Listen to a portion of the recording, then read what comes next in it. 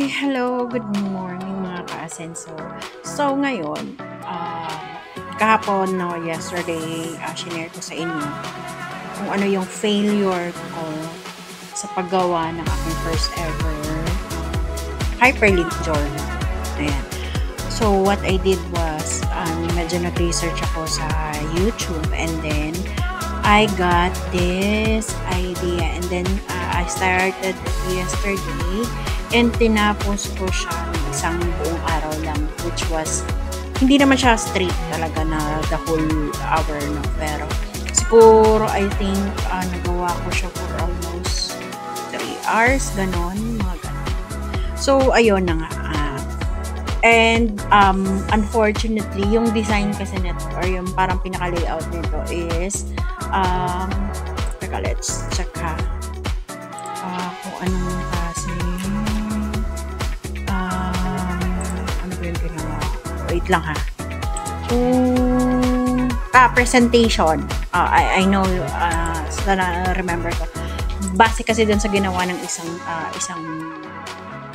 influencer din, presentation yung ginawa niya. So yun nga yung ginawa ko, no, presentation, and it's bigger than this one.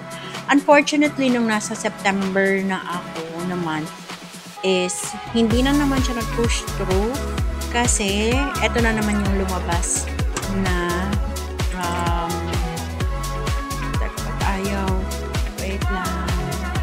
ayaw lumabas ng screenshot ko. Yun, this was, or eto yung lumabas talaga na parang prompt ni Canva na hindi na niya kayang mag-load pa or mag-add pa ng page kasi nga, ayan, the document can't be saved because it's too large, and remove some elements or pages from your design to resume saving.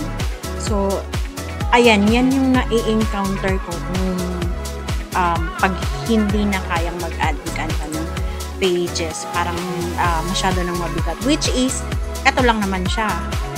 As you can see, napaka-simple lang niya, white lang, tas wala nga design to. Although may design akong nilaglag dito, flower, tinanggal ko na lang. And then yung mga emoticons ko rito, as you can see dito sa weekly pages ko, naglagay ako ng emoticons dito. Ay, kaya lang bakit ito naging puti. Okay, anyway, supposed to be yung background dito is gray. Anyway, edit ko na lang later. But, yun nga, kasi kada day dito is meron siyang ganito option. So, parang, ang ginawa ko na lang is, nilagay ko na lang dito, ni-remove ko na, at least, bawas din siya sa bigat ng document natin. And then, ayun na, working na to. Yung mga hyperlinks na to are working. Ayan. So, talagang tinapos ko siya kagabi.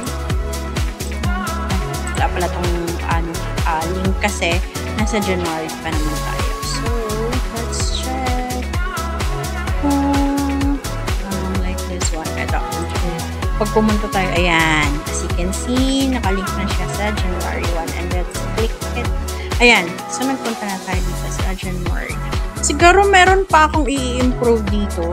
I just would like to add another parang tab lang. Ito, like this one. Sa notes. Punta tayo sa notes. So, nasa notes section na tayo. Ayan. So, titingnan ko lang kasi. Gusto ko kasi na, kung kunwari nasa month ka of January,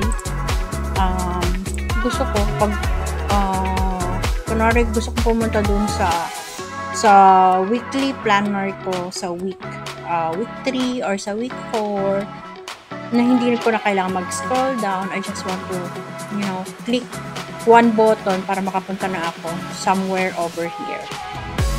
So, yun lang. Ayan, this is a success. Successful for me, and an achievement for me. So, yun lang.